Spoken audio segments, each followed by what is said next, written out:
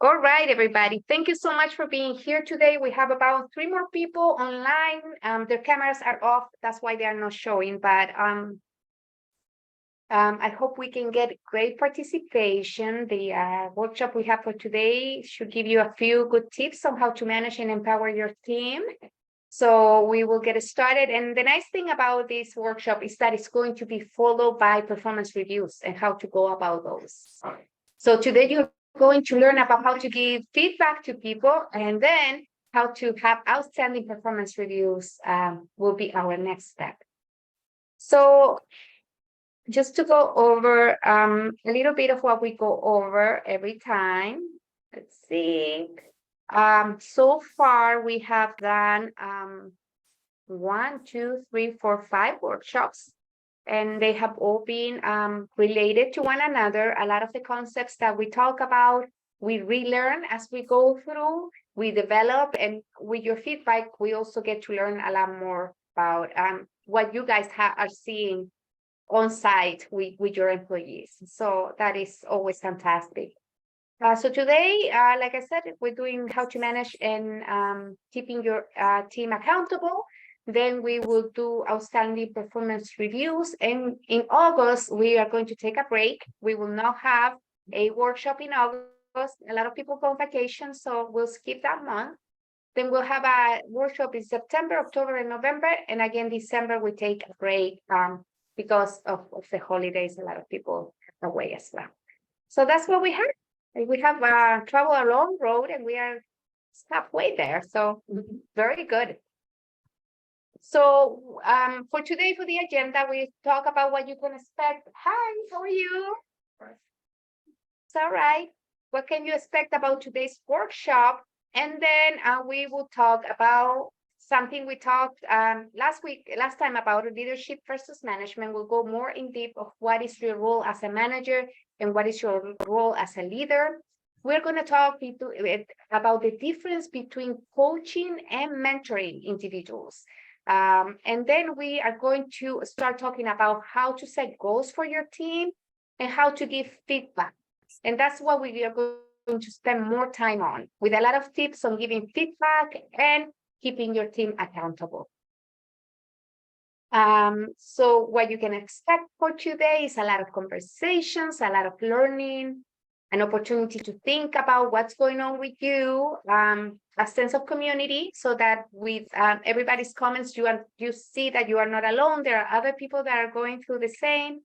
And again, you will not be told what to do. You will really be encouraged to come up with your own solutions. And the most important part is we appeal to our collective wisdom, right? Because everybody has different experiences.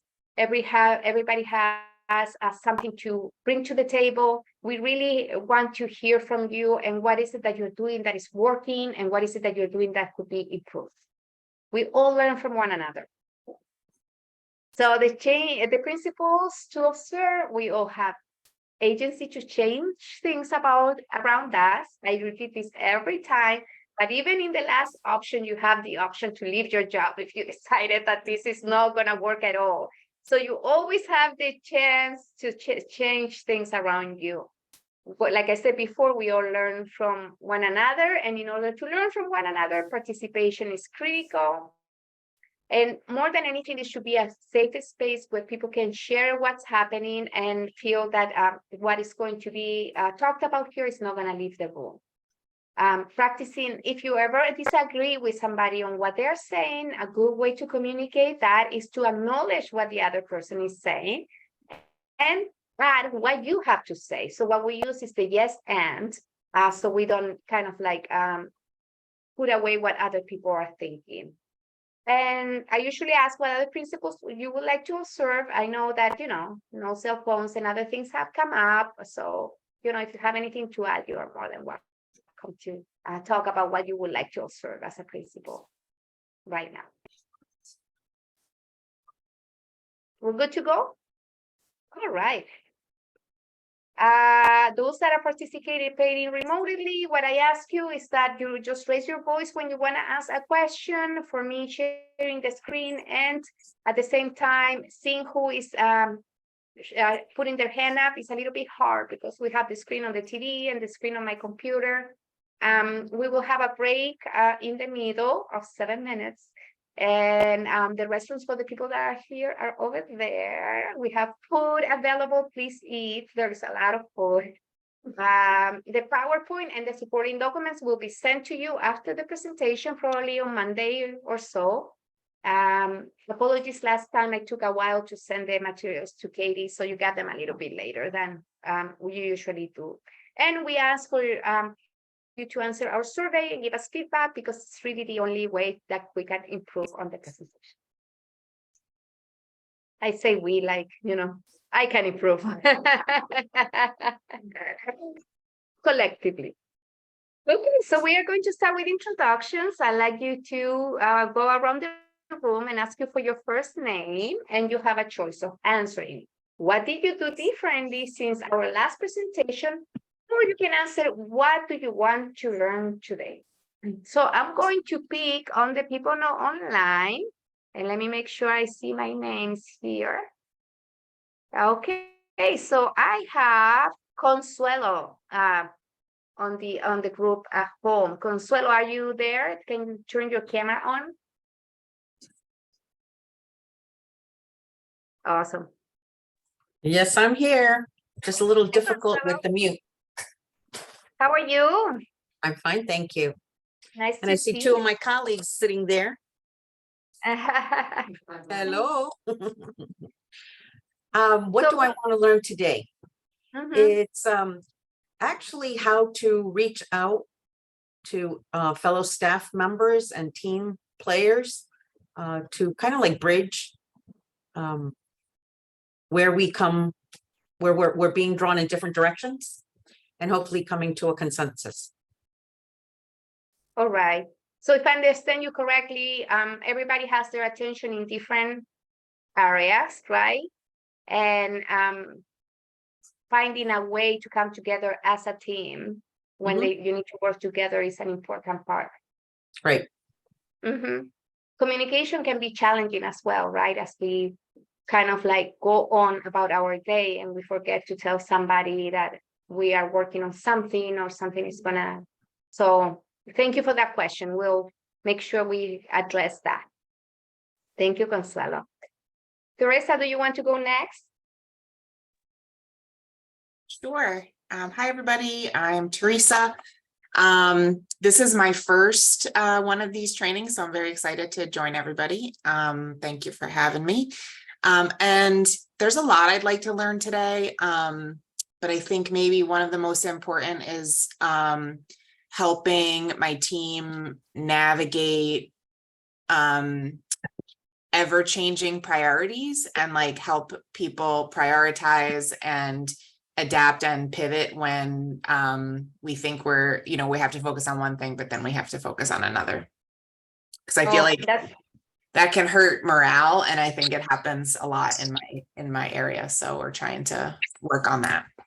Yes, competing priorities can be really challenging, and with organizations that are serving the community, they tend to change not only in the ever-changing needs of the community, or it's not changing, it's increasing needs of the community, right? But also with the demands that we are asked by either funders or people who are wanting to see the results of our work. Also people that collaborate with organizations, they come in and they have some ideas about what they would like to do. And although you want to be responsive to their ideas, it's very hard to balance what you already have on your plate plus what they are bringing with them. Yes. Thank you, Teresa. Okay, let's go in the room for a little bit. How about we start here? Okay. My name is Sharon. I'm Laura Salson. And what did I do differently? I'm so desperately working on conflict communication. It's really a struggle.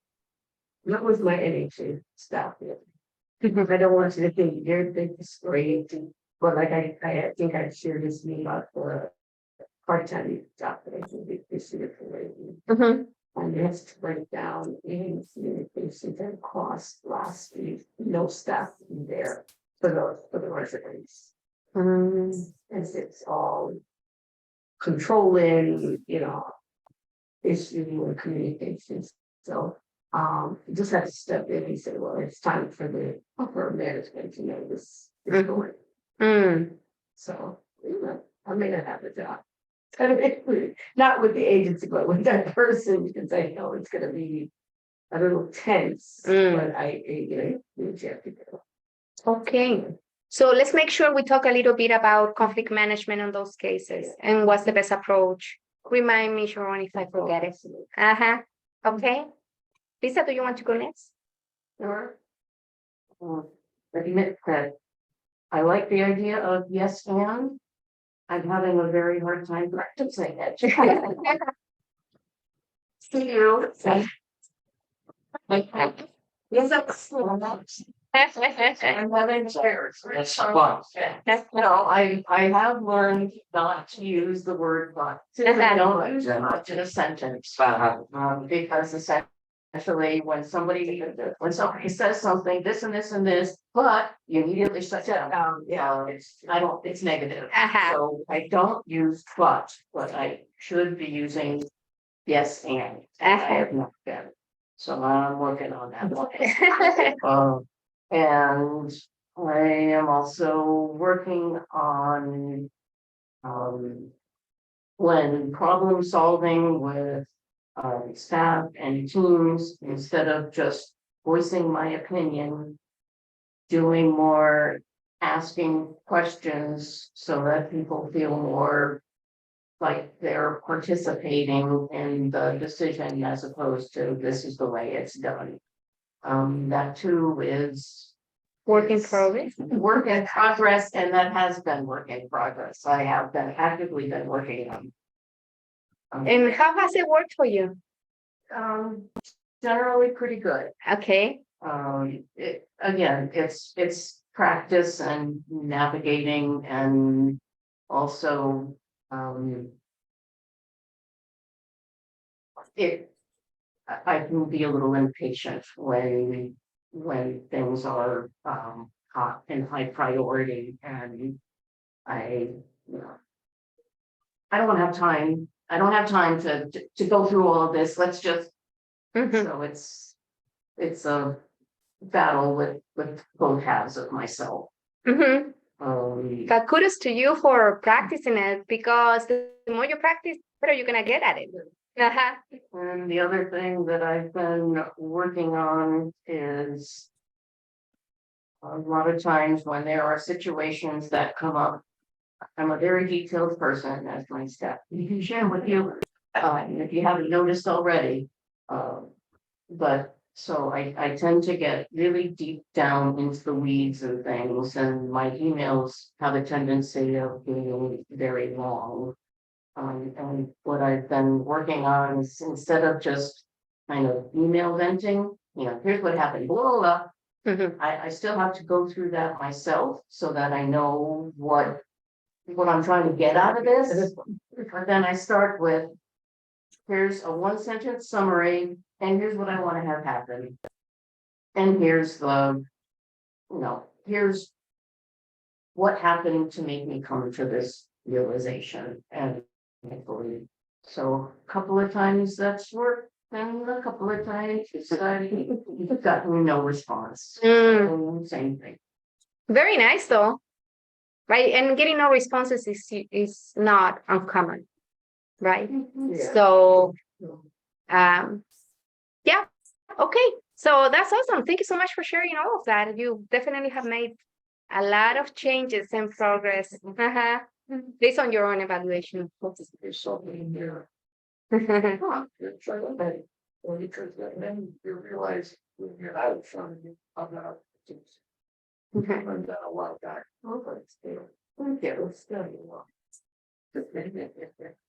Cool. So let's go to Lisa Randolph, who is online. Hi, how are y'all? Hi, I'm from Lisa, St. how are you? Joseph's. I'm good. I'm from St. Joseph's Parenting Center. what I want to learn today, I guess, is just basically some information to bring back to my coworkers so that they have some knowledge, especially about the performance reviews, because though we're doing our mid-year evaluations now, so I'm surprised that no one's on. They should be. This is good for the managers, so we'll see. They probably got busy, but I have to say that St. Joseph has been good at sending people, I think. Yeah, I know. That's why Yeah. I'm surprised. Mm-hmm. Okay, well, thank you for joining us, Lisa. I'm looking forward to answering any questions you may have. Okay. So April is here too. Hi, April. Good afternoon. Hi. Sorry. Can you hear me okay? Yeah. Awesome. Thank you. I'm April. I'm from Keep America Beautiful in Stamford, Connecticut, headquartered in Stamford, Connecticut. What I tried to do differently since the last presentation is also use the yes and phrase. And I'm trying to figure out ways, to be honest, not to make it sound so condescending, since more people are familiar with the phrasing. Now some are like, do you mean but? And I'm like, no, I mean yes and I'm willing to listen. And it changes my perspective for a moment so that I'm open to listening. So that has definitely been something I've been trying to incorporate more and more. I've learned so much in the 4 sessions that I've been in. And so coming today, I really wanted to be in person. I'm sorry, I was on the road, but you know, I really love to learn from other nonprofit experts and, you know, some of the tactics and ways that they do business with their colleagues. I want to be a better colleague, and it's my 2023 resolution, particularly because we have so many new staff. So for those who have worked with me for many, many years, know my quirks, know who I am, know how I communicate. So I'm trying to be better about making sure that I have a clean slate with new folks. So that's what I hope to get out. Awesome. Thank you for sharing, and kudos for you trying to use the yes and. Sometimes it can be confusing for people. We can work on some other alternatives and the way you can say things. Awesome. Thank you so much. Maria Davis told me that her audio is not working, so she's just gonna watch. She won't be able to kind of like speak with us as we are doing this. So I think I have covered everybody that is online. So I'm only missing Lucky right now. And so we can't see you on camera because the camera is over there, but tell us. I always enjoy these because I'm always about personal growth. I'm always trying to look in that mirror and see how it can become better. Communication is very important, like you said, people skills and all that. And I've had a tough month because I was away in Greece for a month. So I wasn't thinking of anything about this. And it's so hard now to get back into the swing of things, but I'm glad I'm here because I think it'll put you on the right course in it. Focus. Wow, I envy you being in Greece for a month. Oh, hopefully you were resting, right? And relaxing. Actually, I did better than I thought. Yeah, I wasn't thinking about anything here. I still like that. It's a trip. Awesome. Very nice. Thank you for sharing that. All right. So I think I got everybody. Thank you for sharing your thoughts. And please, please, please remind me of anything that you have wanting to learn and we haven't touched upon on the presentation. I don't have a pen with me, so I failed to write the questions, but I have a general sense of what you guys want today. So it's all right. I need to practice my memory skills. You know, hold the memory. All right, so going back to what we talked about last time we met was the difference a little bit about management and leadership. So management is about measurable business outcomes and numbers. Basically, when you're a manager, you are responsible for showing that the work is getting. And that's hard when you are combining that with leadership, because leadership is about the people who create those results. You know, one of the children, well, the young adults, whatever, from Feeding 500 came. There we go. So leadership is about the people who create those results. And when we think about leadership, really is about more inspiring people, giving the big picture. There are people that are naturally leaders they're very good at putting out there the big vision, but they are not necessarily good at managing things, so that the results come through. So sometimes we need to work with leaders. Sometimes we have to be managers and leaders ourselves. And it's a balance that we have to keep as people that are, working directly with the staff, with people that we are serving, and with people above us that are asking us for those results. So your role as a manager is really about setting goals, organizing activities, and motivating employees, communicating, measuring performance, and developing people. Okay, this was said by the founder of Modern Management, Peter Drucker, and I think it's a lot, right? So you as a manager are looking to set goals, organizing activities, motivating people, communicating, measuring the performance, right? And developing the people. There is a lot on your plate. How do you manage all of that while you are also doing your own work, right?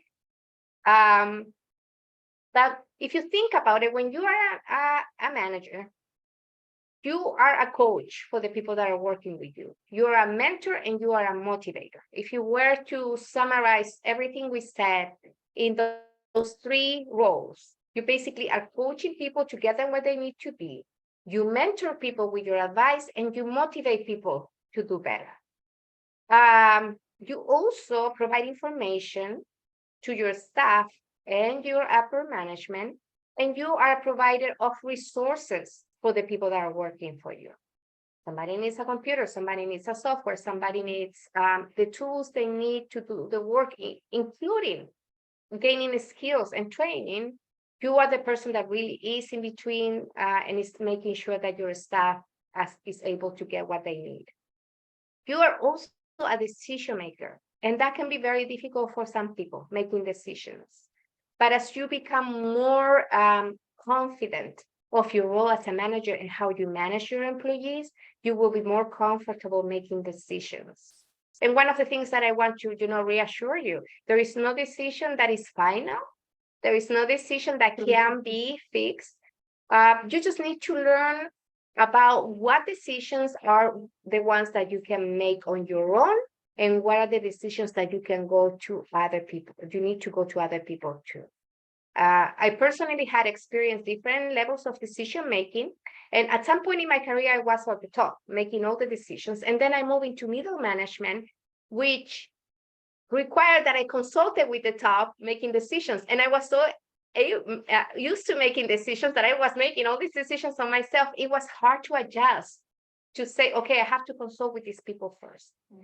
So those are the kind of things we think about. So my first question to the group that I'd like to learn about is, what roles are easy for you and where do you think you need development? So anybody can jump in and let me know. What is it that comes more naturally to you?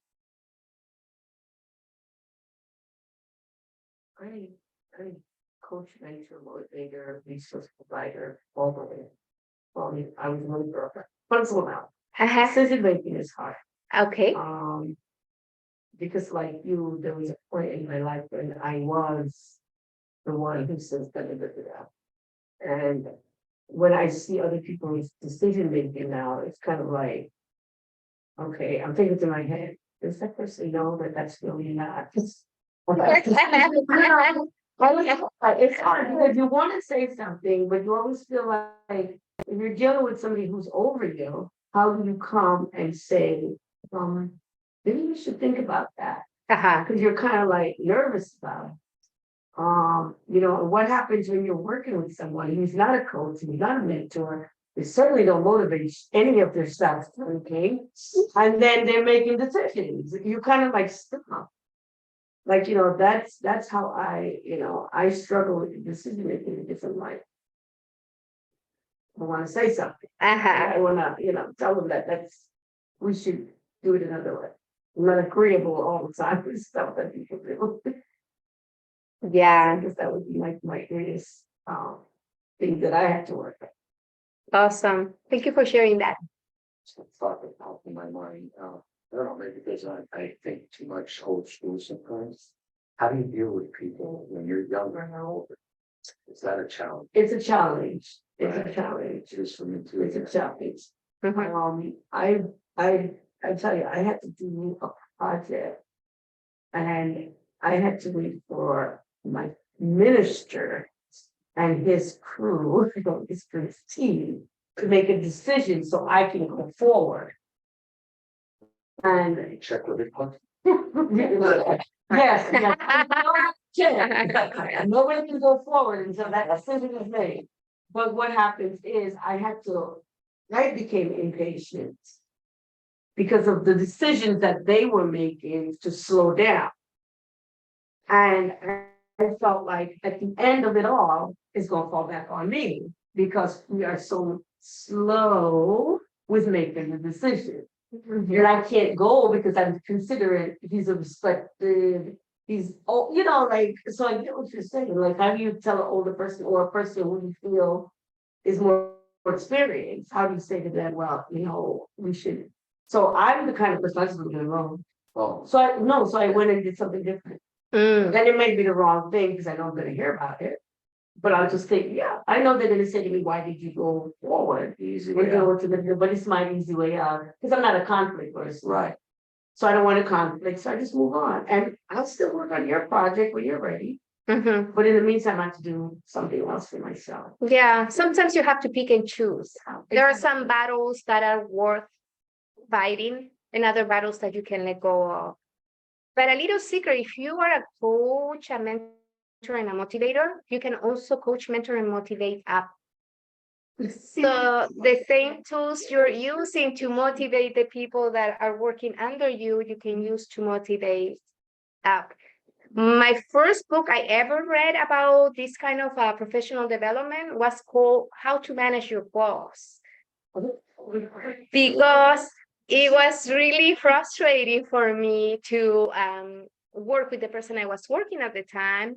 I ended up going to a training and there was a table and this guy had 3 different books about it. And when I saw the title, I was like, I so need this book. Exactly. And there is, the concise thing about it is really you can use the same tools you use to manage people down to manage people up. And choosing your battles is one of the things that you use when you're managing down. So as we learned some tips today, maybe you find some that are useful for you to manage people that are up. I also have to acknowledge your question, Lucky, because I have witnesses working with younger people that many times they feel disrespected at work because they are not being heard. Because they don't have a, experience, they feel that their opinions are kind of dismissed. So as a manager, it's very important that even if you're working with younger people and they may not have the whole picture, how do you work to acknowledge what they're saying and work from their own so that they are motivated to grow and they don't feel shut down? Yes, you need a lot of patience. And I think a lot of people forget how they were when they were young. Perfect.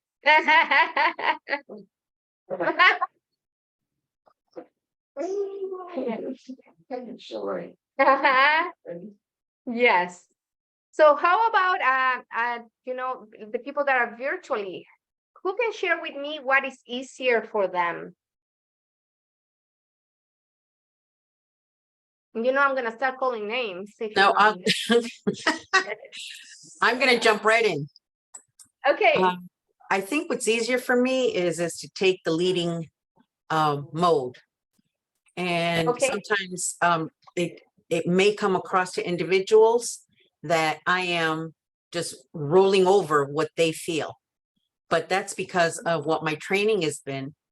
And then it also depends on who I'm working with as far as how seasoned they are or what they perceive their roles are. And so that's something that we're all trying to work towards getting consensus. So when you take the lead, how would you describe that you go about it? Well, I do a lot of thinking and I like to be practical and logical. And that's not the world that we live in. Because No, we so don't live in a everything- logical world, that's for sure.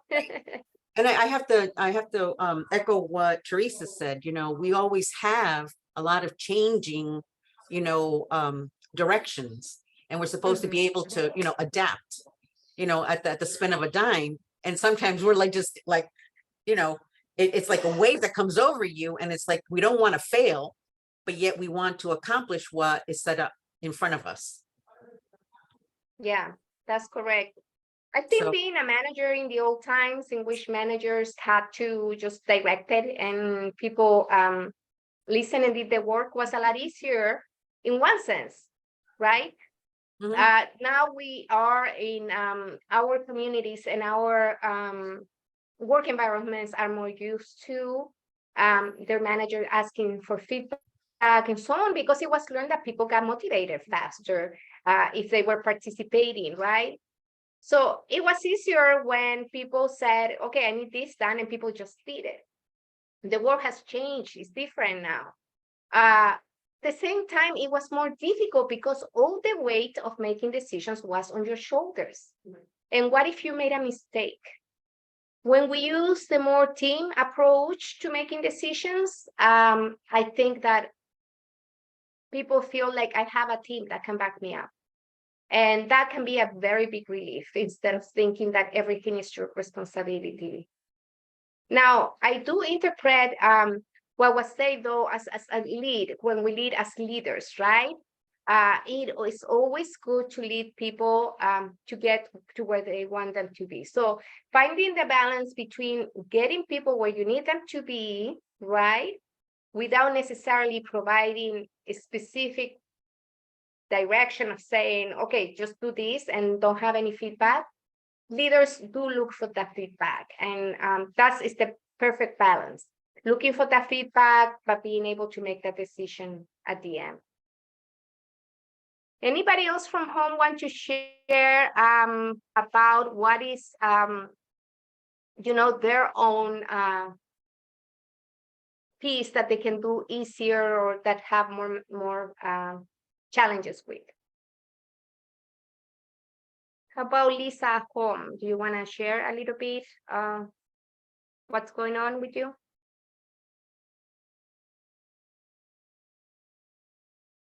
You probably step back. Teresa, anything you want to share? Sure. I think the areas that I find easier are as the information and resource provider. So my background is in communication and health education. And so I have a lot of practice in like taking information and trying to distill it down and pass it along to people. But I think that decision making is an area where I struggle a little bit more, just because I feel like I want to have everyone in agreement and have a strong consensus and have everyone from top to bottom on the same page before we move forward with something. So I might be guilty of the same stuff that that Sharon was talking about in terms of like taking a long time to make decisions. So that's an area I'd love to work on a little bit. Awesome. Thank you for sharing that. Lisa, anything you want to share here? I guess for me, I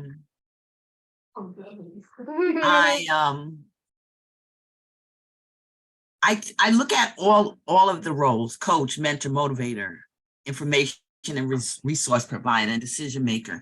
And depending on the situation and what needs to be done and how this, it really depends on the situation and the problem, because I think that as a manager, you can be all of the above, and you just have to know how to work it.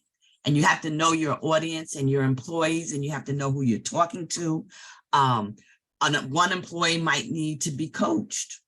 One might need to be motivated to get on board of your vision. And as a leader, it's your responsibility to have the vision and pass it down to the managers to get everybody on board with it. So I think everybody can play a part in all of that. So I'm kind of like versatile, where I use everything to my advantage, because the better the team, the better I look. That's how I look at it, because I am no good without my team, because they're the ones that are really making my vision come true and doing all the nitty gritty, the butt of the work. So that's my take.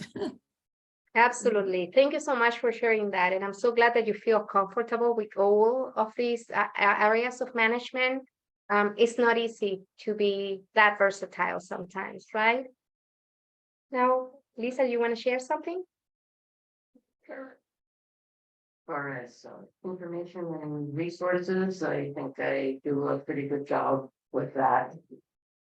Decision making, it depends. Some things very good, others I just spin in circles. And I can't even really give you an example of which one is which, but I waffle on both sides of the fence. I had a challenge, as you mentioned, with managing up. It's been effective sometimes with some people and not others, to the point that I have to go away, which is awkward and frustrating. And the other challenge is potentially working across teams where I'm not the manager and I can't say you need to do this, but it's a team project, and getting everybody to buy into accomplish. Yes, that can be hard, especially if you have no power to make decisions or power to lead that team specifically, which is what Teresa was talking about a little bit earlier as well. Okay, let's see, what do we have next? So here is a little bit more of what your role as a leader is. One is to inspire your team, and you can do that as a coach, a mentor, and an inspirator. Create a vision for your work, and also represent your organization. So when we talk about creating a vision for your work, it's really the big picture, right? Where do we want to be? Where do we want to get? What is it that this team is trying to accomplish? And that's what leaders do. I want to create this. This is what we want as a team to this organization to look like. But then the dream is not possible without the steps to get into those dreams. That's when sometimes strategic planning comes in for the organizations. And you have moderators that come in and work with your team to review the mission, the vision, and be where your organization wants to go. Sometimes that work, and that's kind of my specialty. I work with the different teams within the organization to create their own vision and their own mission within those teams, so they are in alignment with the greater organization. But nothing of that is possible if you don't follow the plan. So I know for sure that many of you have experienced having a strategic plan in your organization that never went anywhere, because the strategic plan was created and it went into a shelf, and there was no people in charge of making sure that the plan was being followed, right? And sometimes in paper we can put it, who is the person that will follow up.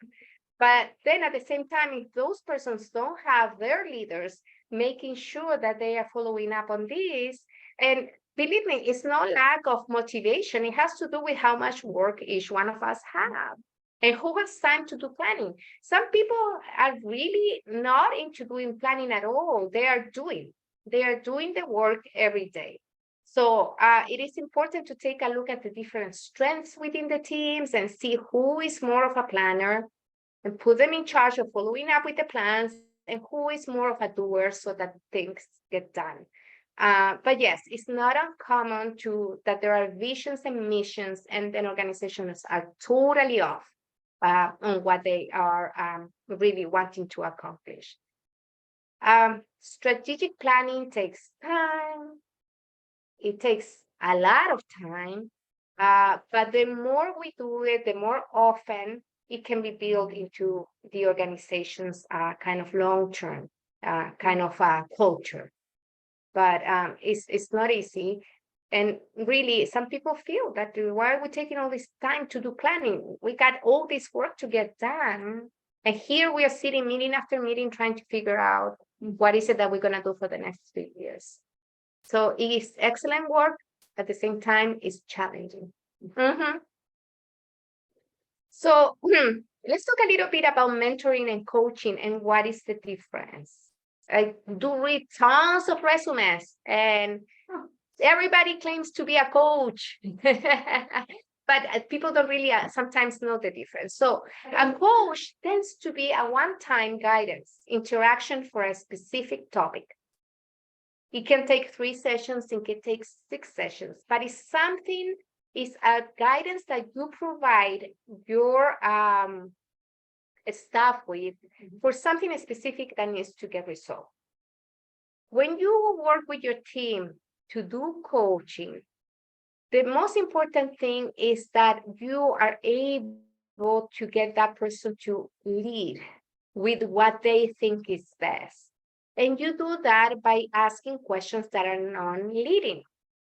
Why do we need coaching to be done that way? Because what works for one person may not work with the other.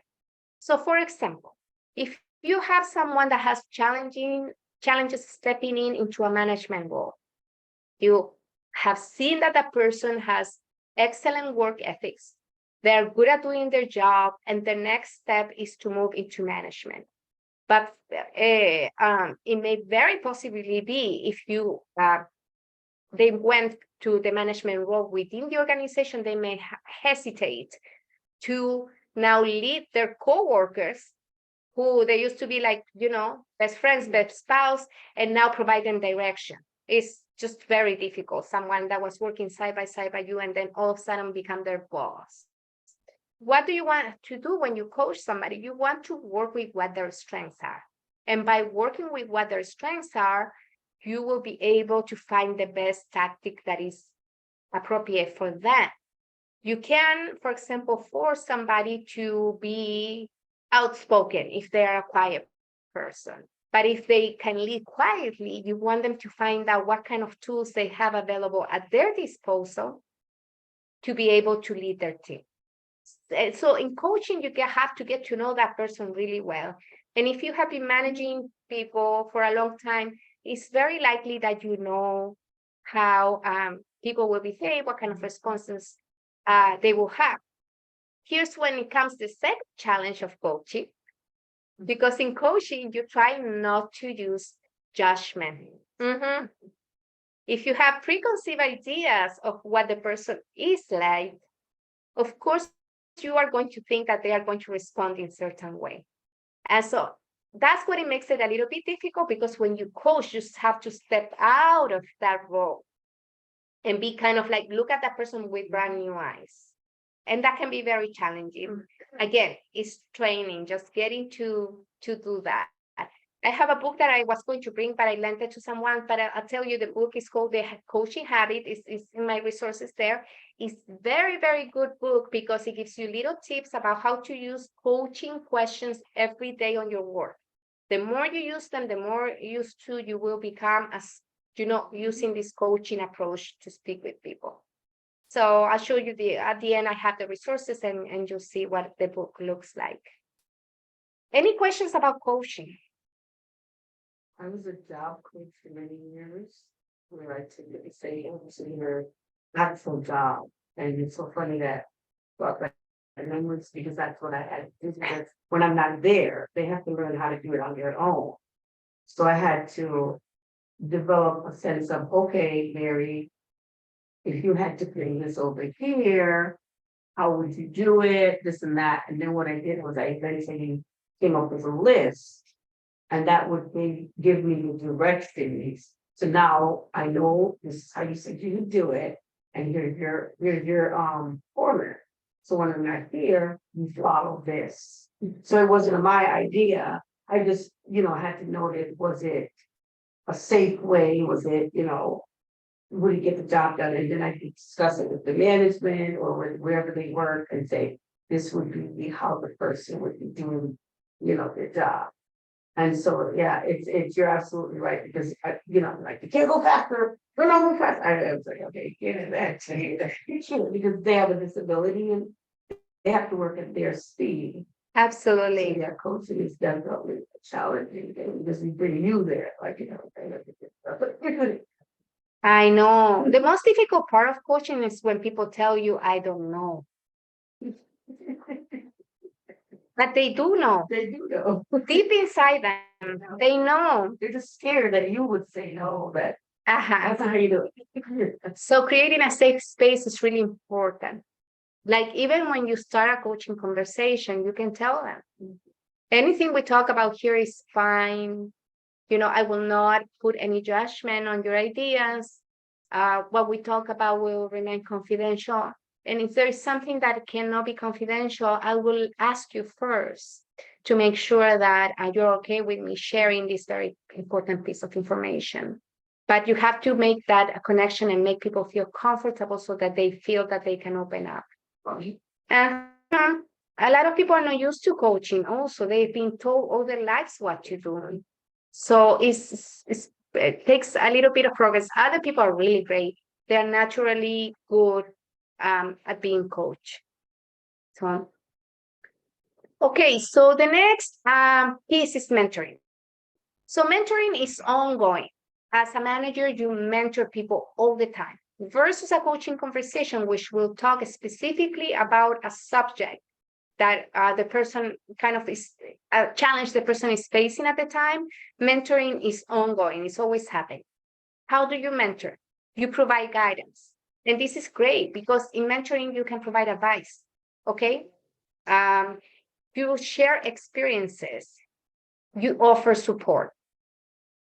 You advocate and provide resources. And you make connections for the people that you're working with. So when you provide guidance, now you can use real examples of situations that you have faced when you were in their position and say, well, this is what happened. Okay. Now, when you provide guidance, it's much better that you can provide examples, or you say, if I, had a situation like this is what I would do, as opposed to providing advice saying, this is what you have to do, right? That's family advice. That people, your mother, your aunt, and anybody in your family usually provides you with that kind of advice. Oh, you just have to let go of it, get over it, kick him out, all those kind of directive advice. When you are advising someone as a mentor, it's better to use sentences like, well, I remember a time in my life in which I faced a similar situation. This is what we did that worked. Or even you can say, this is what we did and it didn't work, so that people get like the whole picture. Or you can say, well, if I were in your shoes, I probably would do this. What do you think? Does that resonate with you? Does that work? So that's when it comes, the piece of you sharing experiences, offering support. I have, since I've been in HR, I think one of the most difficult things to do when you are listening to people is to let them vent and go through their feelings without those feelings affecting you. We have mirror neurons in our brain that what they do is really to kind of like, when somebody's feeling something, we tend to feel the same way. When somebody is having emotions, we tend to get affected and feel our own emotions. And when I work with managers, the first, when we are going through difficult situations, somebody complains, somebody's not happy, my main thing is to say to them, let them go through the period in which they will feel the feelings. It's okay. I know it's uncomfortable for you to feel it right now and you want to resolve the problem. but people need to go through that before they get to their own conclusions. So sometimes you may have a staff member that is totally aggravated by something. And then the next day they show up for work and they're fine. They had a sleep cycle. They look at things in a different way. So you as a manager have to stay firm. Don't ride the roller coaster with them, right? That's my saying since when I had my daughter was a teenager, I used to tell my husband at the time, who was her stepfather and didn't know anything about teenagers, this is a roller coaster. Don't get on it with them. Just wait until they are finished with their ride. It will be okay. So when you work with people, it's just kind of like the same thing. They are having their feelings. They are having their resistance to change. They are having all these situations that are happening within them, and you can't get on that roller coaster with them. You have to let them get through and then get back and see how they are feeling about it. Okay, one clarification. Some people ride the roller coaster for a very long time, especially if they go home and they are unable to process, and they go on and on and on, and the thoughts, keep going, and like what was a very simple thing ends up disaster, like a disaster in their own minds. That's when you need to use kind of your coaching skills and go back and speak to them. And there are a few exercises that I use. One of my favorites is like, the question is, what's the worst that can happen? And so when people tell you something worse, then you ask them again, and what's the worst that can happen? And when they get to an end that is totally ridiculous, people have the realization that they are having this whole breakdown for something that is in their mind, because the mind is irrational. It's like managed by our feelings. And so it can take us anywhere.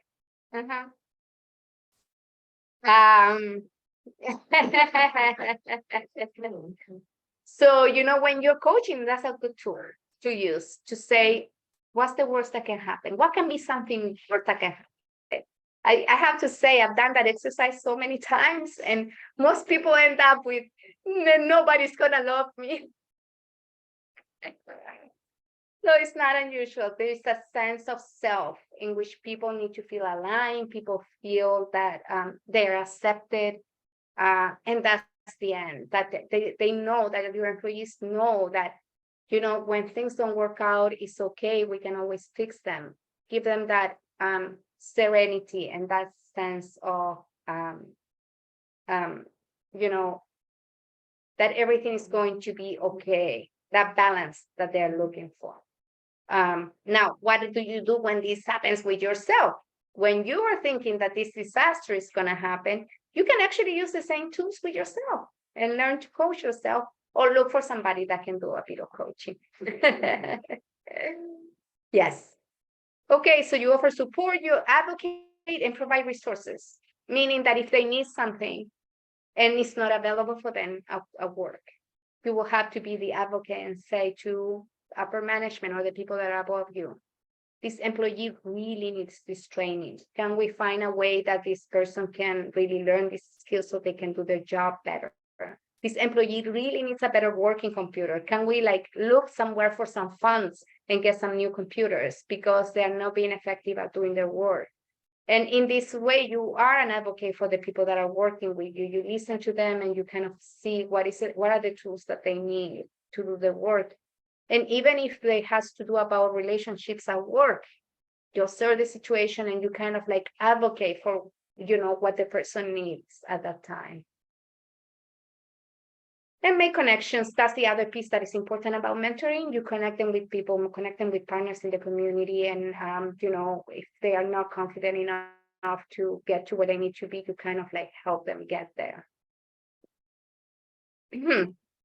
Anybody wants to say something about that piece before we move into setting goals and expectations? I'll put it back in the area and see what in the slide, and I see what we have. Okay, Consuelo is back. Anybody wants to add anything to this piece, share their own experiences with mentoring and coaching people? I'm sure we can learn from you guys. All right, everybody's quiet, so we'll move on. Okay, so now we're gonna talk about setting goals and expectations, and this is kind of the longest part of the presentation, so we're gonna divide it in two. We're gonna have a break in between, and then we'll come back to it, okay? So first, when you set goals and expectations, they are based on the big picture. We talked already about the strategic plans and plans for the teams and the groups and so on. And that's kind of like, this is where we want to be. Well, once we go through the yellow road, this is where here is the Wizard of Oz kind of a castle, and this is where we are going to end up, right? So that's the big picture. But then to get to action, to the strategic plan, you have to have a plan with actionable items, things that people know that they can accomplish. And there are many tools out there. The ones that I know the best are the OKRs, which are objectives and key results, and the key performance indicators. What do they do? These kind of tools, and you can find a lot of these tools in the internet as well, and videos on how to use these. What they do is to say, this is where we want to be, and these are the steps we're going to take to get there. And these are the steps we're going to take to get to these steps. So the beautiful thing about this, using this kind of smaller step guidelines for getting to your vision, is that you set up an objective and you say, this is how my objective is going to be met. This is my key result. But the nice thing about it is that they are not set in stone. When you set up results, you have the opportunity to make adjustments. In that sense, I love a model that computer programmers use and I'll remember the name in a second, to work their work, because sometimes when computer programmers are making programs, they realize that they had an idea and then it didn't work quite well, and they need to adjust and rethink about the way they are doing things. And sometimes the program is put out to the user, and the user is not getting to where they need them to be, and they need to readjust. It's called agile model. Yeah, so the agile model is a way of planning in which you are constantly adjusting to what needs to be done. But with either objective and key results, you can put your objectives and how you're gonna show that you have actually met those goals. And with the key performance indicators, you can actually give your team what is it that the key performance piece that you need to improve or work on or continue doing to get to these results that you did. So key performance indicators are used a lot on reviews, and then the OKRs are used a lot for planning on getting through with this. I'm sure you're familiar with the term RBAs, which are used in Fairfield County a lot to measure results. That's another way to kind of like really get to the actionable steps. So I don't know, as long as you can figure out a way to set the goal and the actions that you need to get to that goal, and how would you know if you were successful? You should be in a good way. You don't have to use this. These are just alternatives for people to work on. The other piece is the behavior. What are the cultures? What is the culture in the organization, and what are the values we hold to? So, setting values for organization can be a lot of work, but like as we talked about in the culture piece, if you don't create the culture purposely, the culture is going to create itself. And many times what could happen is that the culture that comes out of not setting a culture, it may be not the one that you really want in the organization. So it's very important as a manager that you have some guidelines of what you want with your staff to behave like towards each other, towards the public that they are serving. And you get to that point in which if somebody is not behaving in the way it is expected, people can talk about it, can call it out, can be like, this is not really part of our culture. Can we think about a different way to do that? And we'll talk about getting buy-in for these things, because the best way to get there is by getting consensus by your team. So that's on the second part in the slides coming in. So when we talk about giving feedback, there are two goals for attitudes and behaviors, which are the most difficult ones. And I'll show you a little graph on what is difficult to change. One is to reinforce what people are doing right.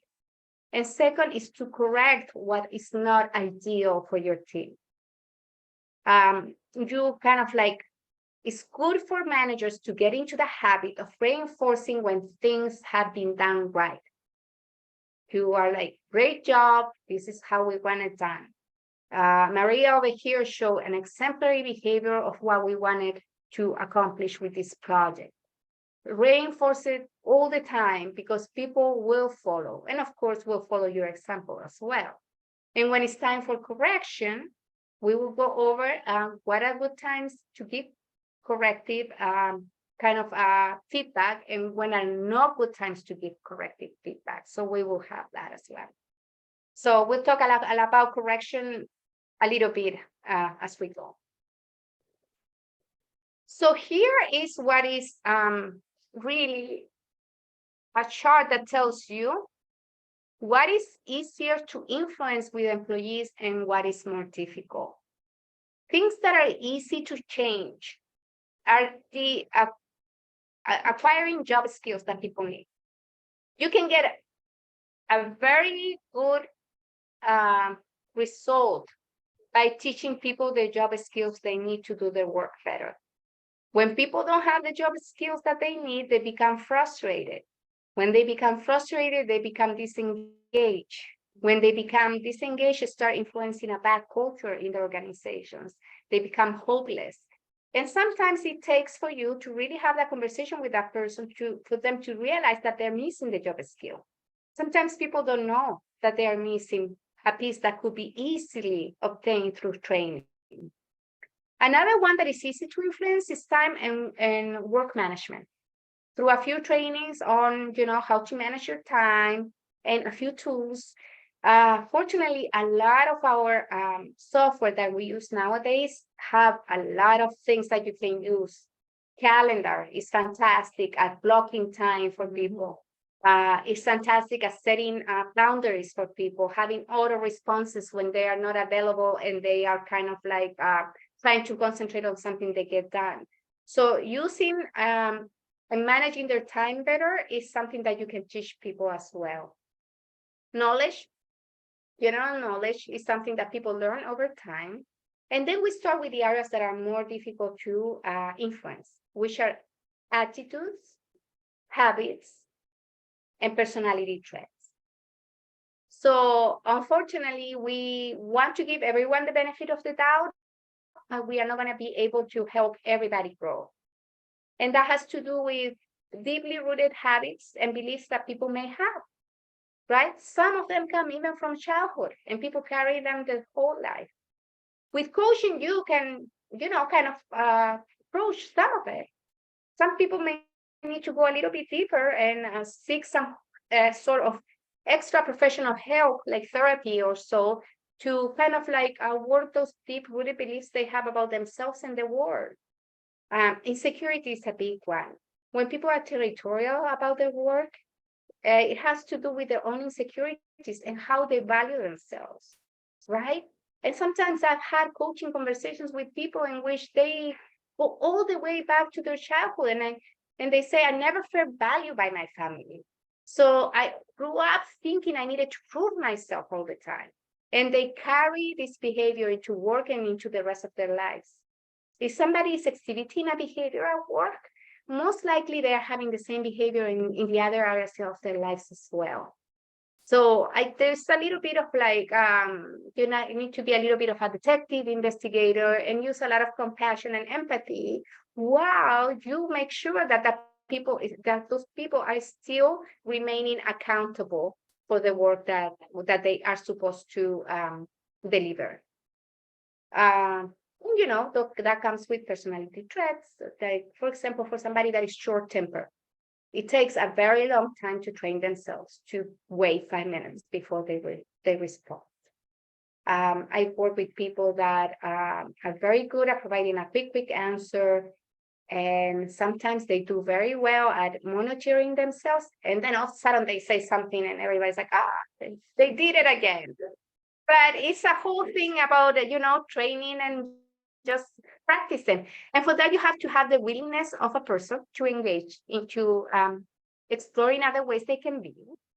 And also you have to have a person that is capable of having some insight within themselves. I have had conversations throughout my coaching and human resource experience that are completely unaware of how they Unaware. unaware. I'm gonna ask, awareness. Yeah. You realize to accept. Yeah, Yes, that's what I was gonna ask. You find a lot of that. I I'm aware of the fact that there is problem, you have a personality problem or that habit going, absolutely. And especially the. Stop. Let's not go there. So they've done it forever. Like they sit there and nobody's ever corrected them. Then they said, okay, this is fine. This is how it's supposed to be. Yeah. Because nobody's ever corrected it. Mhm. I like it, it works for me. It works for me. Look at everything I have accomplished in my life with this way of being. Uh-huh. It's like you're a bully, not because I've been doing this for 20 years and I've never seen him before. Absolutely. I think there is two kinds of people that are a little hard to get through. One of them is the people that do not want to accept that they have certain kind of behavior that may be damaging for other people, and they have that level of unawareness. The other people that I find that maybe a little bit out of touch what their capacities are people with learning disabilities. Yes, Well, at least they have. exactly. Yeah. Personal stuff. Some of them don't even know that's, I find that in just the job that I've done, that I'm doing, Mhm. is that after a while, I can't even, you have to get a hold of it.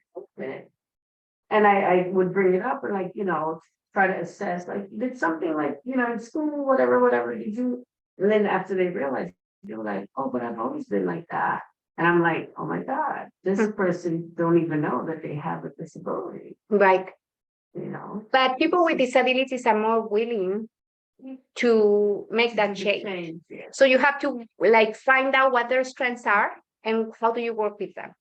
Also, it's important to put them in appropriate positions, Yes. the appropriate roles that are using the skills they have, and are not asking what they cannot really accomplish. Like, for example, multitasking may be very difficult for a person with learning disabilities. They need to concentrate on one thing at a time. If the person, for example, has ADHD, they may have another kind of, so you have to put them in the right role, and they can do really well because they tend to be people that are super dedicated to their job. So it's just finding the right role for them and making sure that you are using their strengths. So it takes a little bit of investigation. And sometimes people are not aware that they have learning disabilities as well. I have a staff person who will admit she has ADHD, and she is all over the place, and she's trying to do everybody's jobs, and she's burning out. And I love her to death because she is so eager and smart and does good work when she can accomplish and finish it. But instead of getting all the way to the goalpost, then she shifts to some other task that isn't really in her job description or that she should be doing. And I don't want to break her. I don't want to hurt her feelings. I just don't know how to aid her and support her, but get her to understand, like, you just have to stop. You can't do it all. Yeah, it is hard, especially if somebody that wants to be helpful, right? There are some tools in the coming up slides. So how to make people accountable and how can you help direct people that way that you may find useful to get that person to bring you results in one of the things you have asked them to do, at least. Let's see, I think we are ready for a break unless anybody else wants to let me go back. I'm gonna make the break in a little bit sooner than I thought, but I don't know, I'm not sure if anybody has any questions so far. No? Okay, so I'll stop the recording and we will take a little break and we'll be back in 7 minutes. So right now is 1:48. So we'll be back at 2:05. All right. Wi-Fi here. And so for those people that want to share these presentations with their coworkers, they will be available online. So you will get the link and people can really go to the page for work redevelopment and they will be able to access the recording. Although I find most people don't watch recordings, but if anybody is super motivated and they really want to get the content, they will see it in the link with the video. All right, and let me see if I'm okay. Maria says she's here, so that's awesome. We can continue. So talking about giving feedback, we just talked about the situations in which giving feedback can be very difficult. So now we are going to talk about the situations in which it's appropriate to give feedback to the people that you work with. Okay, so it's appropriate to give feedback when you show your direct reports and colleagues that you are attentive to their performance. Some managers tend to be very laid back, which is absolutely okay. Yet people do look for their managers to provide them with guidance, and it's important for people to know that you are attentive to what they are doing. It is also appropriate to show appreciation for a job well done. If somebody does something really well, remember to acknowledge it. People are looking for that kind of feedback, and we want them to feel motivated, and that's a great way to motivate the people that you're working with. Also, to redirect undesirable behavior. If something is happening, for example, somebody's looking at their social pages when they are at work and they're spending a little bit too much time on it, how do we redirect that person to really get, do what they are supposed to do at work, which is get their job done, right?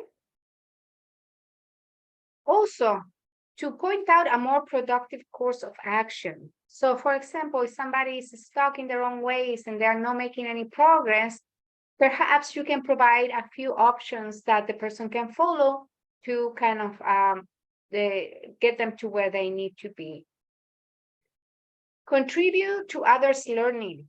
And that's always usually good in environments in which the team has a lot of input, use approaches like we use in this group, right? Like the understanding that we can all learn from one another.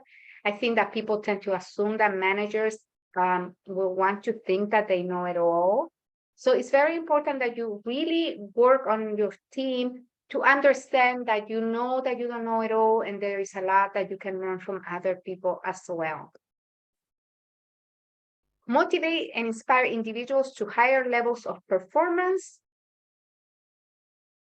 Strengthen your rapport with coworkers. And foster open communication and enhance teamwork. So when you're thinking about giving feedback, these are all really good situations in which you can give feedback to people. Now, how you choose to give the feedback can take a little formula. And, I encourage you to see what works for you. When you are at work, what is the best way to communicate? Try a few different formulas.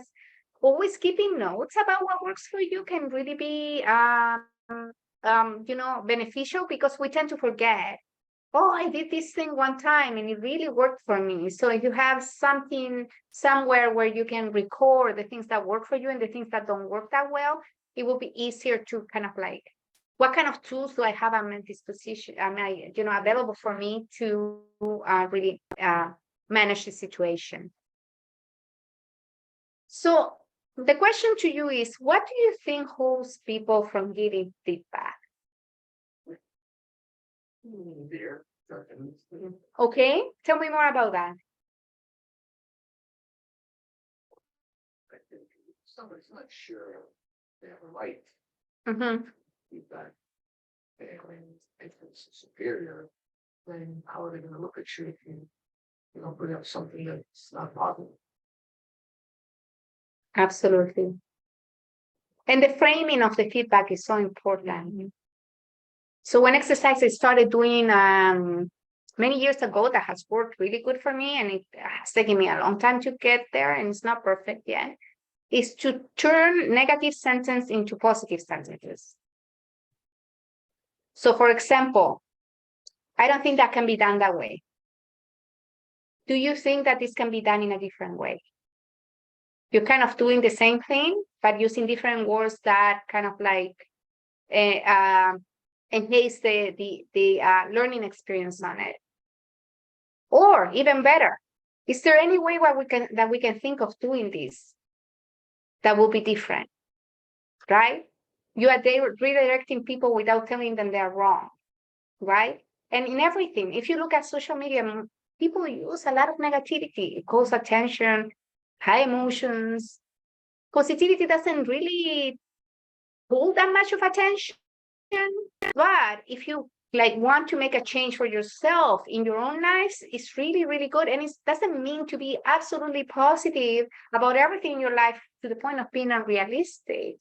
It means that you are looking at the same situation from a different point of view, and you're using different words to describe it. And words are important.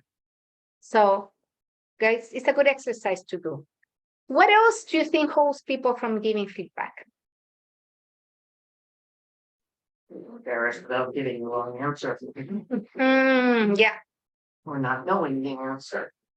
exactly. Because we have been taught since we were very young that we have to have the right answer at the tip of our tongue, and it has to roll like this. And I see it in the movies all the time. Everybody has the perfect answer. But real life is not like that. Nobody talks like in the movies to begin with, right? That's all, but reality shows. No, Uh-huh. The wish are edited and edited and edited. So real life is not like that at all. Okay, what else can hold people from giving feedback? Karen. Oh yeah, I don't care about this issue. I'm just not gonna say anything. Mhm. Nothing to worry about. Right. What's that new phrase? It's above my head still. I can't stand that thing. It's an easy answer. but- I hate that. Everything is money. If you work, I mean, you know, in the sense where if it's your job and you're committed to doing all the right things for the job, it's like, doesn't take you stepping out of the box a little bit to just step on top of the box and help out, you know, it's just like, I think it's empathy. It's not caught, Mhm. but it's. Caught all, especially knowing it's all me. Mhm. And guess who taught that to the younger generations? We did. We know it. Uh-huh. So So good. so yes, so since we created this younger than generation, we are also in charge of trying to you know, and adapt, right? Because the world changes. And you know, we are different than our parents were, and our parents are different than our grandparents were. What else could be a reason why people do not give feedback? Could just be, you know, the way it's received. So somebody may want to say something, but they're maybe we already said it in a different way, but other people are not open, or they're constantly interrupted, or mansplaining, or what, you know, whatever those things are that happen that holds people back from, you know, wanting to share. Yep. You may have had challenging experiences in the past when you gave feedback.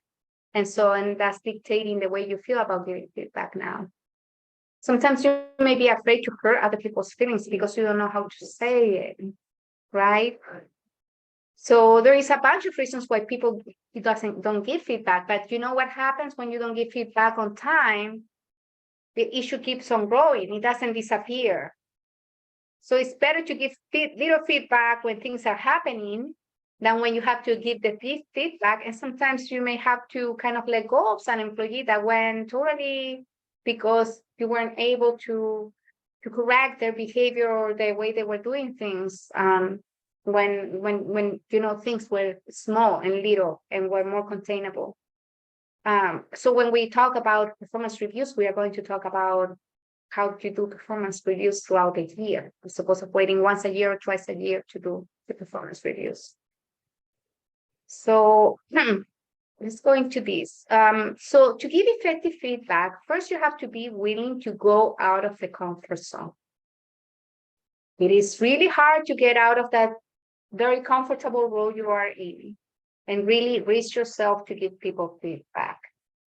I have to say, when people receive feedback, most of the time, even if they are reactive or they have resistance at the time, at a minute, they can really think about it and will probably forget that you gave them that feedback. But with time, they will start incorporating it in their lives. I think they respect me. I find that like, even though, like you said, they take it hard at the first time, but I think it's a respect level of knowing, trust me to be honest. Mhm. So they, you know, not everybody, but you know, I find that creates start building a relationship where we can say, well, yes, wrong, you know, and see if she'll be honest enough to give me a feedback. Mhm. That's, you know, whether it's positive or negative, I'm just gonna say what it is. Exactly. So that willingness to step out of the comfort zone. Yeah. Help the other person too. Secondly, it gets them out of their comfort zone too, thinking that, you know, they're doing the right thing or whatever the situation is. Yeah. And you know, people can take a lot more than we usually give them credit for. So feedback, as long as it is put out as criticism, Yeah. as long as it's given the right way, people can take that. And usually people are more critical of themselves than you will ever be. If you have experience having performance reviews, but those people that are in touch with their own understanding of themselves, you will find that their assessment of themselves is harder than the assessment you have on them. The other important thing about feedback is that it has to be frequent. If you have, my brother was telling me, he has a chair where people sit usually, and when people sit on that chair, they usually know it's because they're gonna be let go of.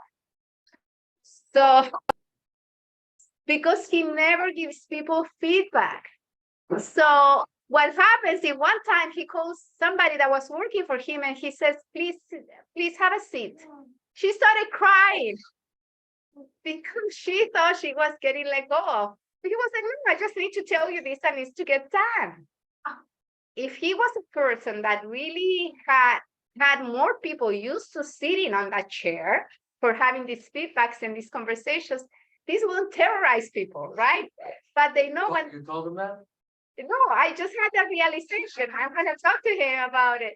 But if people were more used to sitting on the chair, they exactly. So giving feedback often is important because then you normalize it.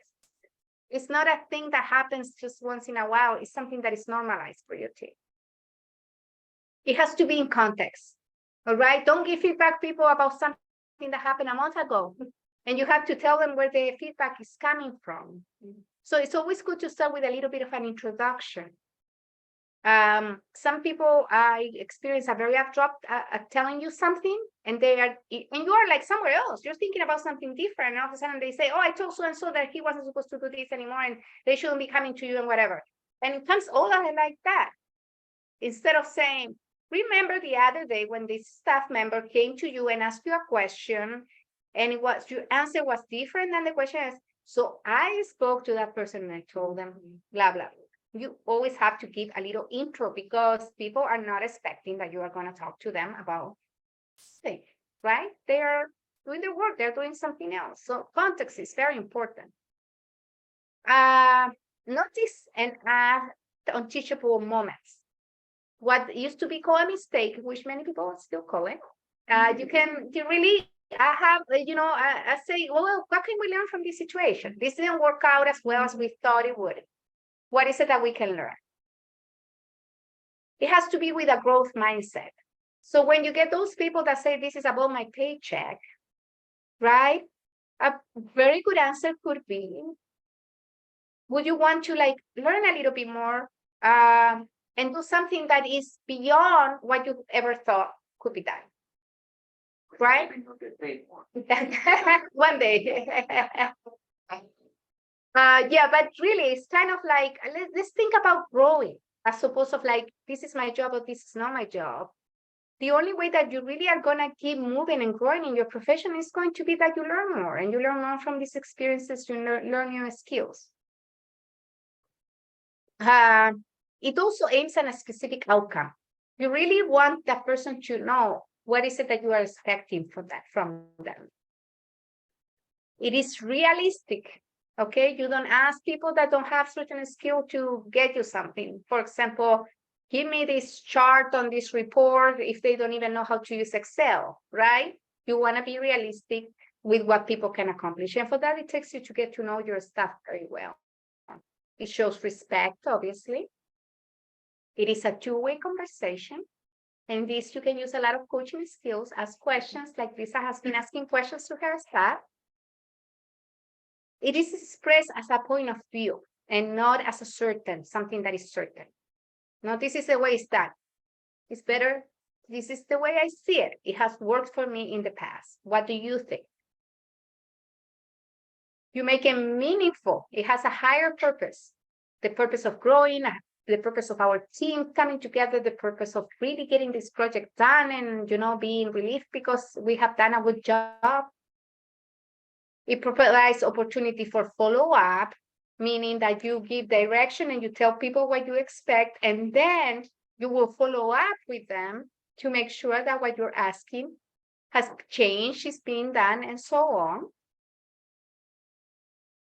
So those kind of are the tips. Now, here are the communication tips. And here I have a question for you.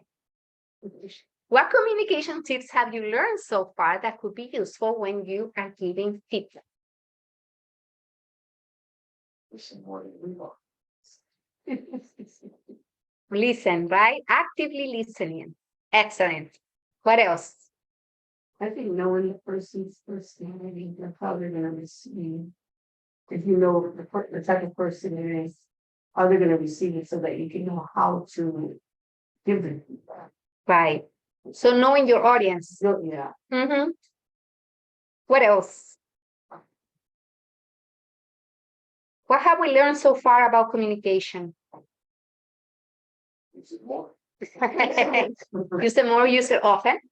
Yeah, anybody at remote that would like to share things that they remember from other workshops about communication tips? I think just earlier you mentioned reframing negative statements with more positive words. So you can say the same thing without making it sound like you're correcting all the time. Yes, that's great. Thank you, Teresa.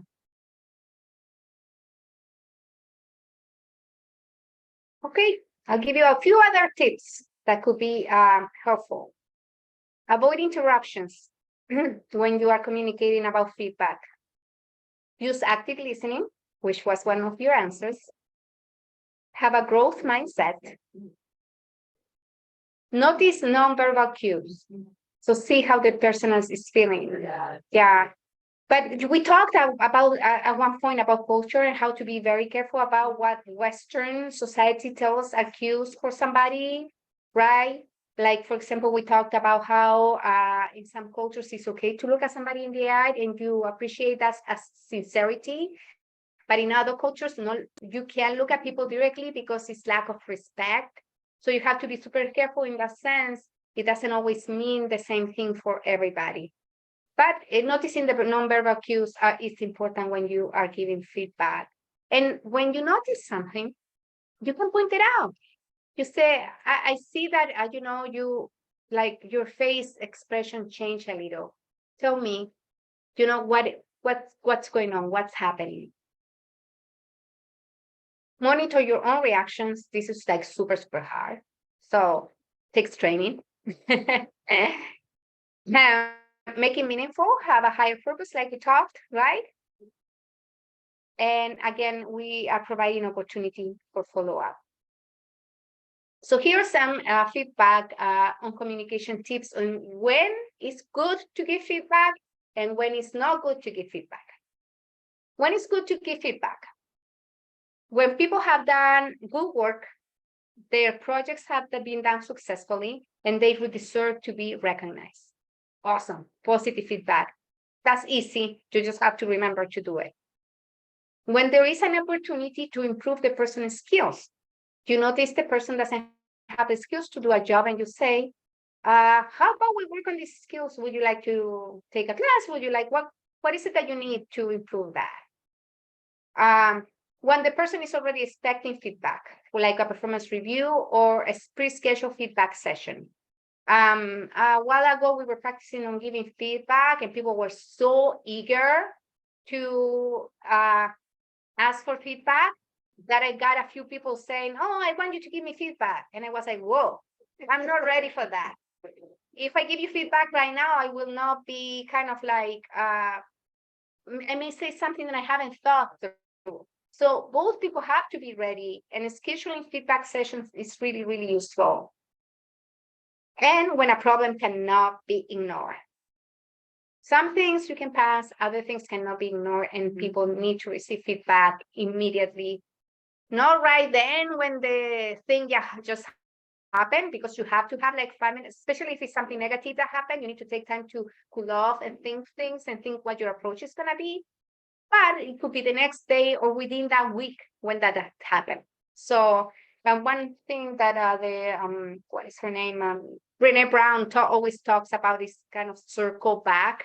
That's the term that she uses. I would like to circle back on this thing that happened last week. When it's not good to give feedback, when there is incomplete information about the incident. You only know one part of the situation. And many times we take what other people say for granted in the truth. And in reality, it's just that person's perception. So you want to know, right, from different parties what really happened. So you get your whole picture. And the best approach in that case is to ask the person that you're going to give feedback, what happened? Can you explain to me? And give them the benefit of the doubt, because they may have a very different point of view than the person that told you about it or the other person on how they saw it.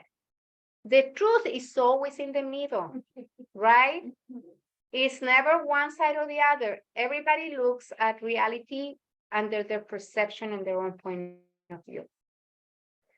It's not good to give feedback when the person appears highly emotional, distressed, or vulnerable.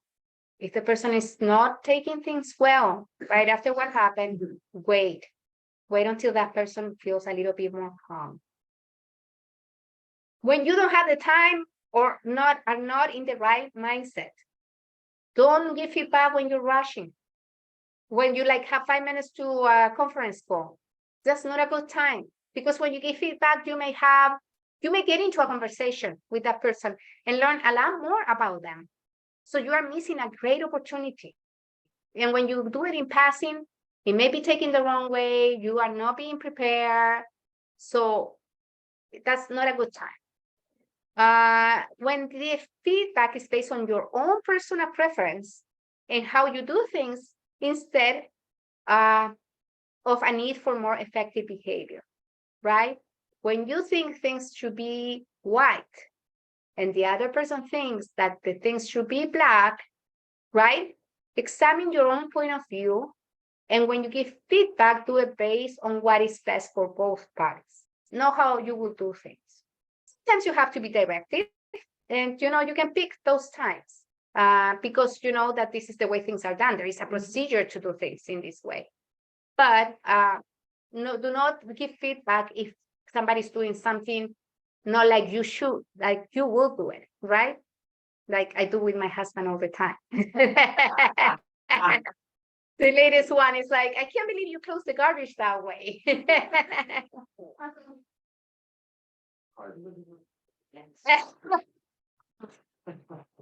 It is. And when you don't have a possible solution in mind. So when you give feedback, it's really important to talk about, this is how we can get done better. But if you don't know yet, wait until you come up with a solution or something that you can come up together with. Just instead of just giving the feedback and leaving the person exactly where they are. Okay, so here is a sample of how you can give feedback. First, just take the goal of the conversation, or you give a background. I want to talk to you about what happened last week with your coworker, because I noticed that this and this happened. So the goal of us talking today is to see how can we do things better or change things so everybody, feels more. Not everybody's happy, because you can't make everybody happy, but everybody feels more comfortable working here, right? Then state what happened in simple terms. Stick to the fact. And we talked about that when we had that communication sheet. It's like, this is what happened, not what somebody thought, not this is what happened that day, not how people felt, just actually what happened. Then you can talk about the effect it had on them. When you had that conversation with your coworker and things went, the wrong way, that coworker felt like you were disrespecting them. Ask for input and questions. What do you think? What do you think it went wrong? Where did it go wrong? What is your perception about it?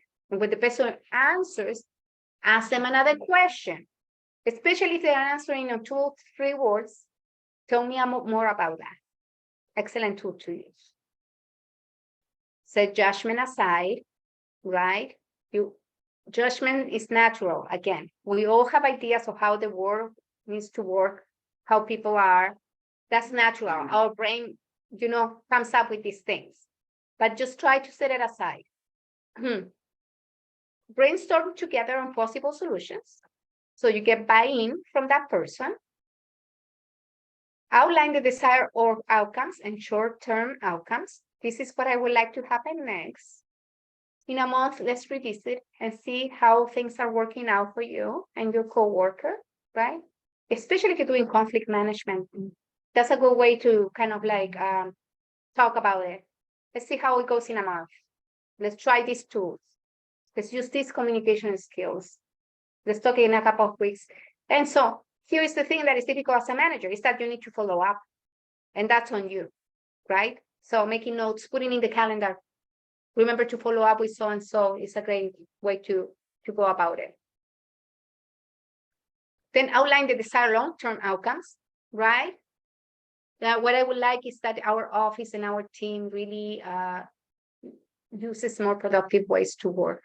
And that we all work as a team and have open communication and so on. And if the conversation is correction-based, document. And this is hard too as a manager, but it's important that you build a history on what's happening, especially if it's a person that is difficult to deal with, like those people that we talk that don't have a lot of personal insight, or they refuse to see what is it that they could have been done better. It is important that you document that. And it's not necessarily with the goal of letting go of a person at some time. It's just for you to remember that these things happen, for you to remind that person all the conversations you have had and you haven't gotten anywhere, and really brainstorm on what can be done better. When we talk about performance reviews next time, we are going to talk about something called a performance improvement plan, which is totally scary for people, but really can be used to change behavior real quick. And those ones are kind of using the last kind of opportunity you are giving to people, so they do have short-term consequences if they are not followed. So I'll show you a model to work on those. But documenting is very important as a manager. You want to make sure that there is certain record. A good way to document something that happens is when you speak to somebody, you follow up with an email, as we discussed today. These are the things we agreed to. You send it on an email, the person reads it, they know they're accountable for this, and you have your record of what happened and what you guys agreed to. Okay, so motivating your team. Anything that you guys would like to add about this? What happens to the person on the receiving end of feedback if you think that it ever since then? Like they're like, how am I saying it? If you know how you might be able to talk to people and you just listen, but what if the fence is already up as soon as you start to get your feedback? So their defenses are up. So they're not, they already shut you off. You know, how do you get beyond that? Because you already come to the nonverbal cue to say, all right, he or she is already shut down and I'm just gonna keep talking. Just keep talking. I think a good intro will help you a lot. Be like, I really need to have this conversation with you. I want you to know that I have your best interest in mind. And I want to grow as a manager, like I want you to grow as an employee. So this conversation is not to judge you or to kind of like, jump into conclusions about what happened. It's just for both of us to brainstorm and think of better outcomes.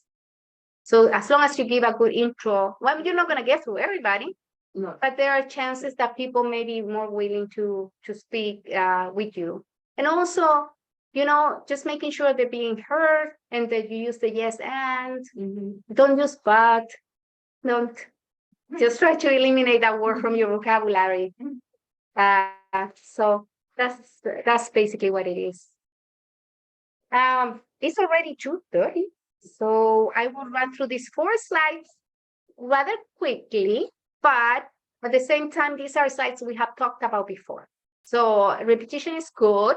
So I kind of like going to review something that you already have seen before.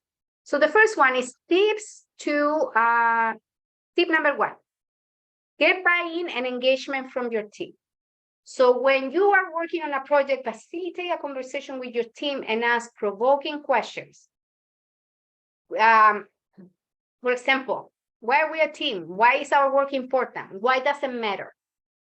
In that way, when you get buy-in and engagement, there is more chances that people will engage into following through because they have been part of the conversation. Next is develop shared goals. There are some times in which you are going to have to set up the goals. But if you are able to develop shared goals, there is more chances also that people will be more engaged into these goals that you are setting. Open the space for ideas and opinions. Make sure everyone in the team knows that their input is valuable. So giving a lot of feedback, that's a great idea. Thank you so much for sharing your thoughts. Having people notice that you are engaged into what you are talking and what they are talking about is super important. Allow for the team to decide on priorities when possible. Only when possible. Sometimes there are some priorities that you cannot negotiate, especially if they are coming from, above. Some things are worth fighting. Just today I had a conversation with a team and I said, maybe these things are okay, but make the case for the things that you cannot realistically accomplish. Build your case. And don't offer a team the option of voting if you know this is a decision that you have to make. Okay? So when you start the conversation, you can really say, okay, part of this conversation, we are all going to come out together. Yet, there are some things we need to accomplish that are non-negotiable, and I'm going to tell you what they are. It's a good combination. I have to tell you, a lot of the staff feel very lost when you leave everything up to them because it requires a lot of self-regulation. So it is important to get your team's feedback, get them engaged, yet they're always looking for guidance from you as well as a manager. You gotta be tough, but flexible. Number 2, tips number 2. Let's see what this says. Set clear expectations. It's very important when you communicate, and this goes to the question about communicating within teams. Other teams that are working with you, not necessarily within your team. What is it that we need to accomplish? Who's going to do it and by when? Very key questions. When is it going to be done by? And be specific with deadlines. For example, an okay thing to say is this is to be done by the end of the week. A better thing to say is this needs to be done by Friday, July 30th at noon. And I have gotten plans from managers that want to talk to with their workers, and I always look for that. When you are setting these deadlines for the people that you work, how precise are you? That's super important. Have your team agree on how to track work progress and deliverables. What are we going to use a spreadsheet? How often are we going to look at it? One thing that I say to teams, if you are waiting for the end of the quarter to figure out if you met your goals, it's too late. You already didn't meet your goals. Are we going to do it weekly, monthly? How do you set up a system that works for the team? And this is great. Like, this is a good way to have your team's input. You ask them, how do you guys think that we can track this project in a way that is realistic for you, doesn't require a lot of your time, and we can, get through the project? And they'll give you ideas. You try those ideas. If they don't work, then you do another brainstorming and you keep on going. Have your team create their own timeline and allow for flexibility. A plan B if the timeline needs to be modified. Another important thing about work, things are not set in stone. We have so many other priorities that come to us. And we can say yes to everything, but when they come to us, Teresa, we kind of like have to be flexible because we are working for the community and we are doing work that the community needs. So getting that mindset of flexibility in your team is golden. Demonstrate trust, model the behavior you expect, and own your own mistakes. Yes, there is nothing better to say to people, I was wrong. People appreciate that. They see you as a real person. They see someone that can trust. And I usually say to people, how often do you hear that? When I say I was wrong, write it down, because it won't be too often that you see that. Allow your team to make mistakes. Mistakes are a learning experience. When something doesn't go as well, you learn something from it. Important thing is that you learn from it, don't keep doing the same thing over and over again, right? Address conflict immediately and encourage open dialogue. Be sure that your team has the same information when they're on site or remote. Communicating is key. Now, about communication. People are not going to read your emails. People are not going to see the announcement. So you have to communicate the same thing in many different ways. You do it at the staff meeting, you do it at the team meeting, then you do it in a message, then you do it in an email. Unfortunately, we all have very divided attention nowadays. So it's on you to make sure that your team is informed. Next one is help your team hold each other accountable. So, first of all, nobody likes those who take advantage of others' generosities and work. Fair delegation is key. Okay? Some co-workers can be okay with somebody lacking for a while, but when the work comes to their plate and they start feeling it, they will not be okay with that. So it's important that your team feels that they can hold each other accountable. Be clear about consequences for underperformance. We'll talk more about that at the next session. Engage difficult teammates. Sometimes we use mentors within the organization or teammates that work together to engage those people that are a little bit more difficult. Gotta be careful though, because if you have very negative people, they can like spread the negativity. So use that too carefully. Encourage your team work side by side. delegate work fairly and balance easy and challenging tasks. So make sure that when you're giving tasks out to your team, you delegate to different people, and also that you give people short wins, things that they can do very easily and they can be proud of, and long-term wins as well. Encourage creativity and a problem-solving mentality. Talking about problems is easy. Offering solutions is gold. So when somebody says, well, this is the problem, we are like, okay, awesome. What are possible things that we can do to fix this? And keep moving and motivating them to get there. Make sure they know they can come to you with any questions. Encourage feedback. When you get it, be sure to address it and explain what you intend to do. Clarify and repeat the message and the instructions. And if you see somebody didn't get it, use the circle back kind of thing. And the last one, which is the easiest one, if you remember to do it, is take time to celebrate your wins. Promote celebrations among activities and activities between your team. Reward strong performance. Publicly acknowledge your team's accomplishments. Don't let those accomplishments go by. Be your best cheerleader. When you have a staff meeting, talk about how great your team is and the things that they have been able to accomplish. Also celebrate the learning experience. What did we learn from this?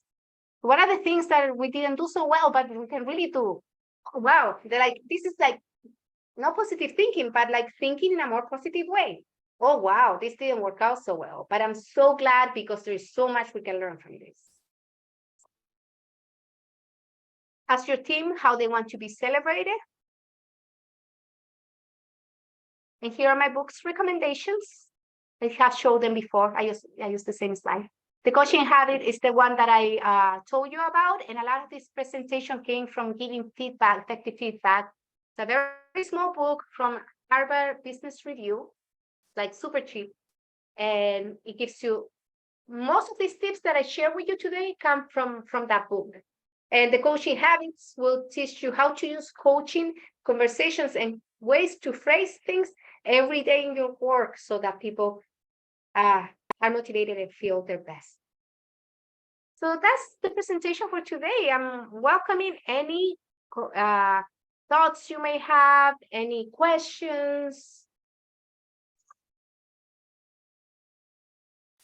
I love your style of presentation. I think you offer so much in what seems like a really short amount of time. That 2 hours blows by in like what feels like 15 minutes. I've just learned so much. It's been great to be a part of the opportunity to like network with some of the other nonprofits and just learn how other people are handling it. And like I shared with this group when I first came in, like we're going through a lot of staffing changes. Someone who's retiring after 37 years, the corporate culture for our nonprofit is changing with so many staffers. And I feel like you've given me an opportunity to just like reset. And had I not found this, I'm not sure that I would have gotten there on my own. So thank you for that. That's great. Thank you so much, April. And remember, I'm always an email reach. You can reach out to me anytime with questions in between workshops and so on.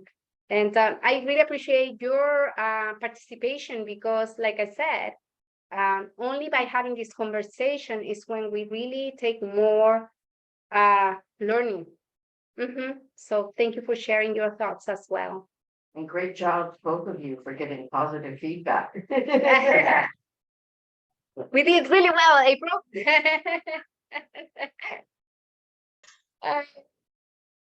All right, so if nobody else has any comments, I hope you have a wonderful weekend. Enjoy, rest, and we'll see you at the next one.